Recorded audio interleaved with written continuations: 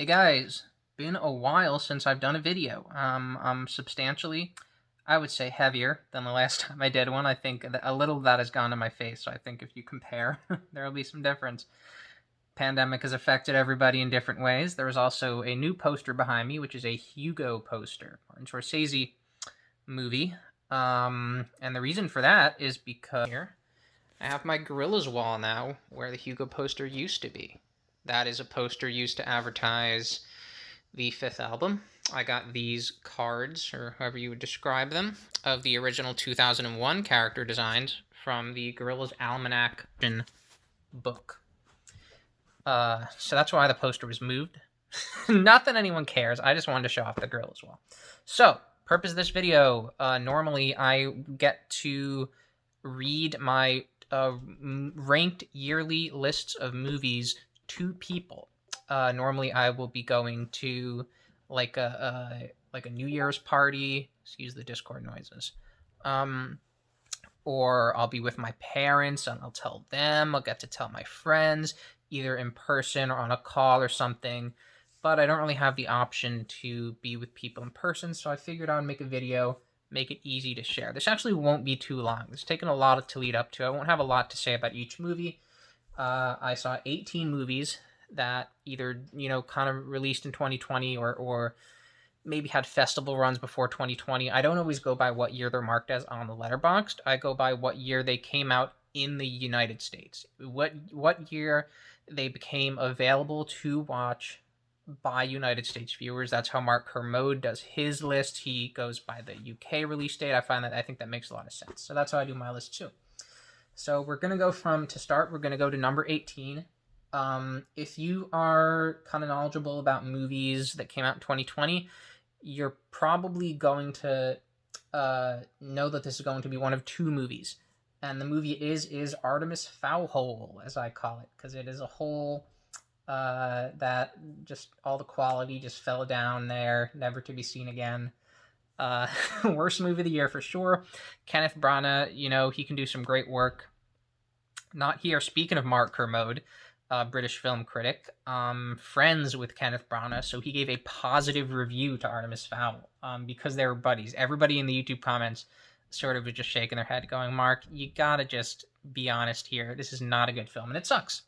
It sucks. My number 17 movie is also really awful, but just compared to Artemis Fowl, there's more going on. There's more intrigue, even though it's failed intrigue in this number 17 movie, which is called The Last Thing He Wanted. This was a movie by the director Dee Rees, who did Mudbound.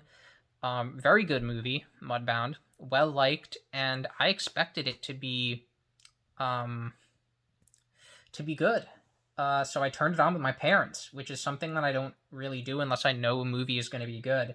And I just expected it's probably getting good reviews. It's Dee Rees. She did Mudbound. People love that. Little did I know, we watched half of the movie. They were like bored. They were like almost falling asleep, and I had to finish it on my own. After I finished it, I checked the Rotten Tomatoes. Horrible, horrible score. I don't remember what it was. It was like at most a 30. Which could be really. It might have been way lower. I honestly don't remember. It was at most a 30, and I was like, oh well, that explains a lot. Last Thing He Wanted is an incomprehensible mess, tries to be a political thriller, fails to be pretty much anything, but the important thing is it tries, where Artemis Fowl does absolutely nothing of interest to anybody. Nobody. There's going to be people who probably like the experience of watching The Last Thing He Wanted, even if they don't understand it. I'm going to have, I think, less to say about movies as I go up the list, by the way. Number 16, The One and Only Ivan. This was a Disney Plus movie that I watched because it had Sam Rockwell voicing a gorilla. It's pretty freaking cool. Had Bryan Cranston, Danny DeVito, Angelina Jolie doing voices. Bryan Cranston is a human, the others are animals. It's okay. There's not much to it. It's sort of boring. Number 15, Hubie Halloween. This is an Adam Sandler Happy Madison comedy, and like many Happy Madison movies, it does not quite seem like it was made by humans.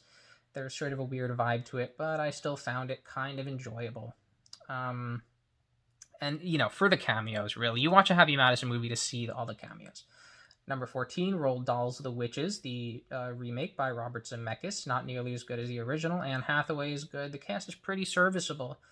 But after having read the book a long time ago and then having seen the amazing original early 90s movie directed by Nicholas Roeg, this one doesn't compare at all. Interestingly, the star of The Witches, Josier Bruno, who plays the young boy, who's a nameless boy, who's the star of the movie, is also one of the stars of my number 13 movie, Christmas Chronicles 2. Which is just, there's too much going on. There's too much lore about Santa Claus. Like, we didn't need that much lore, but you got Kurt Russell in there. You got Goldie Hawn, Kurt Russell's own significant other for years and years and years, playing Mrs. Claus. It's a good time. You know, what do you want? Kurt Russell playing Santa. Come on. Malcolm McDowell worms his way in there, voicing an elf. He gets his way into movies. It's cool.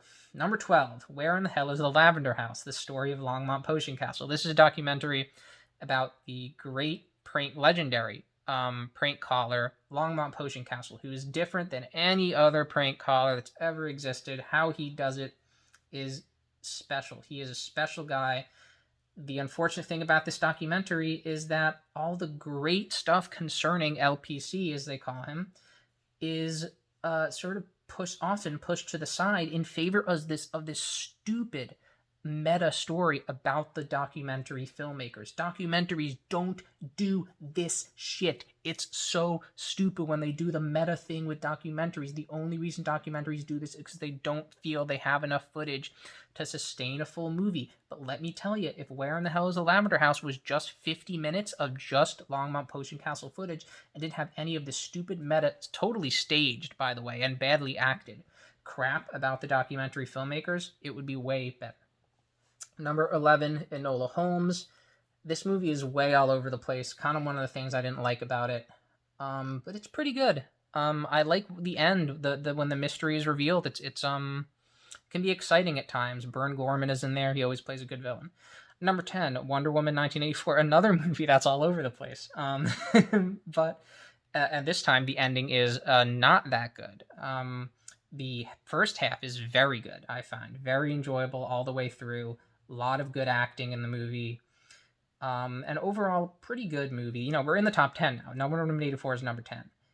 Now, I only saw 18 movies that came out this year, so, you know, not much to rank. Number 9.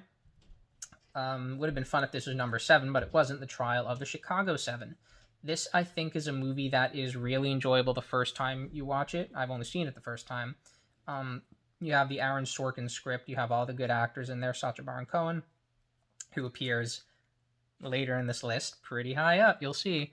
But I have a feeling second time it wouldn't be as good. It would have come off as a little preachy, but I enjoyed it. Number 8, this is, I think, maybe going to be a controversial thing, because I'm thinking of ending things at number 8. This is a movie that especially probably some of the people who are going to be watching this video really grew to like, maybe over time. But I can't say that what I sort of found out about it after my initial experience of watching it made me like it that much more. Because that initial experience of watching it was my initial experience. It doesn't matter what I learned about it after the fact. Well, that does matter. But just the fact that when I was watching it, I said, this is really good, but it kind of drags, and I don't get any of it. Even if there is a good explanation for everything, I know that I'm not the only one who really didn't understand the movie on the first view. This is turning out to be pretty long. Sorry, I lied, I guess, unintentionally. So that's what I think puts it at number 8. Still a really good movie. I like that Netflix just allows these directors and writers to do whatever the hell they want.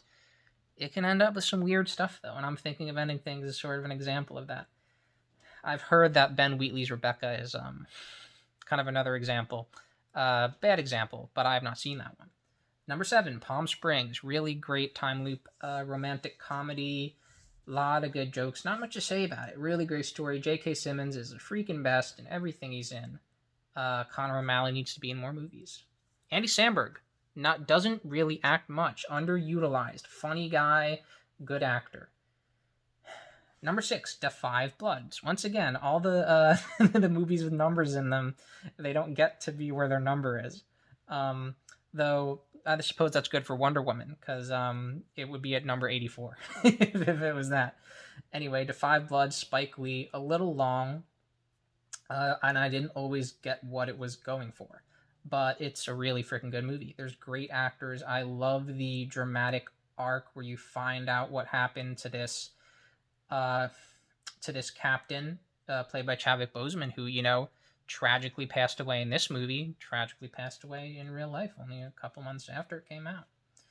Um, but the movie is really effective. It's going to get a lot of Oscar nominations this year. I mean, there was a big chance. There was a lot of good movies towards the end of the year, but for a long time this year, it looked like *Da 5 Bloods* was going to be pretty much it for the Oscars. Like, like I think I made jokes that all 5 Bloods were going to get nominated, which is going to happen now. But we're going to get at least one of them.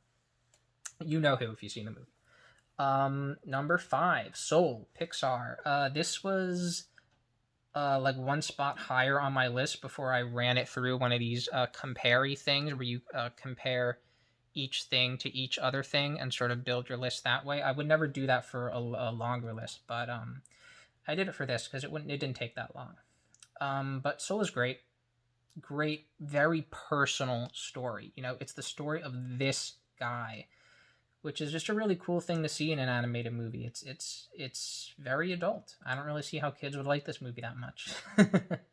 But it's really good. Very emotional.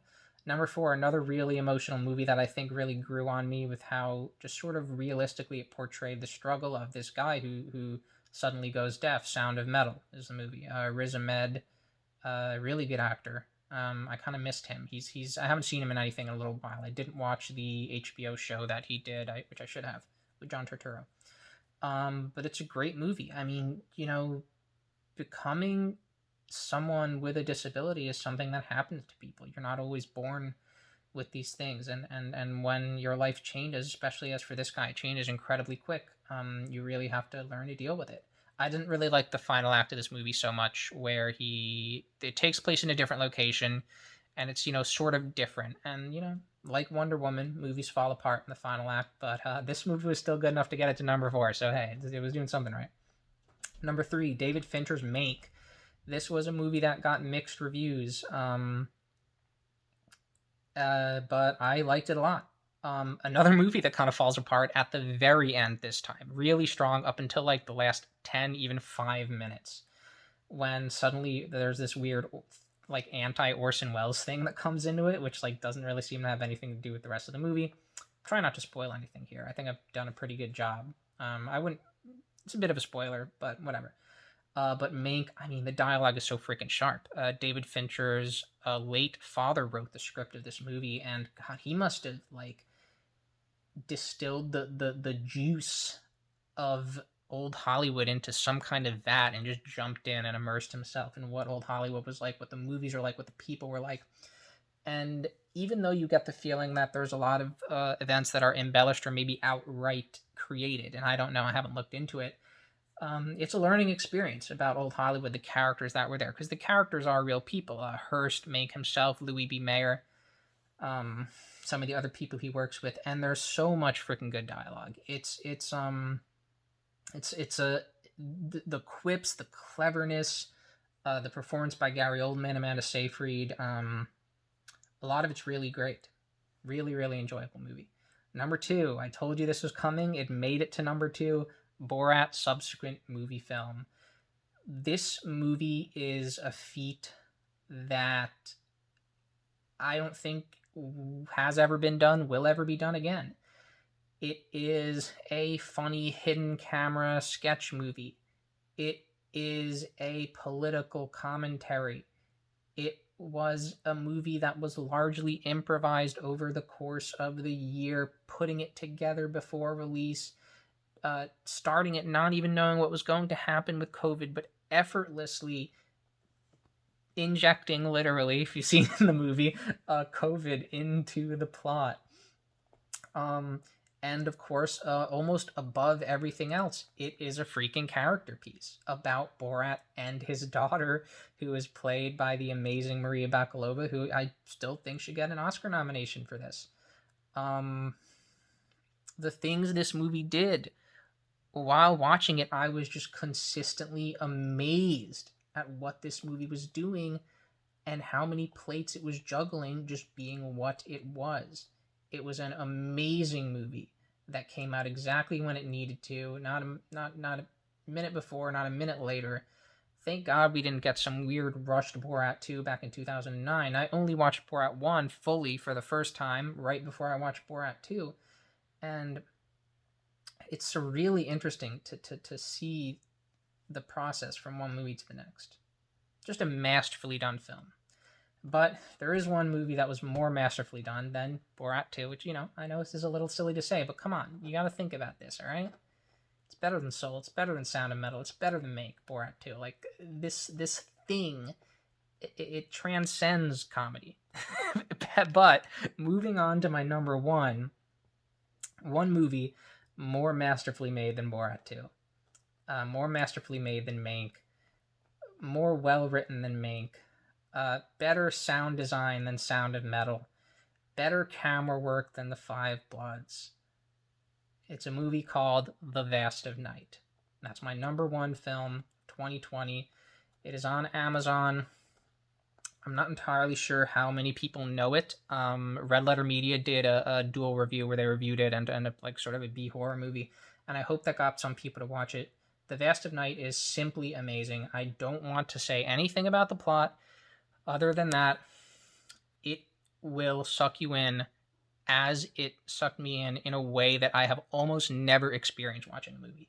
When I paused this halfway through, 45 minutes through, I was fully convinced that it had only been 20 minutes. Fully convinced. I was amazed to see that it had been 45.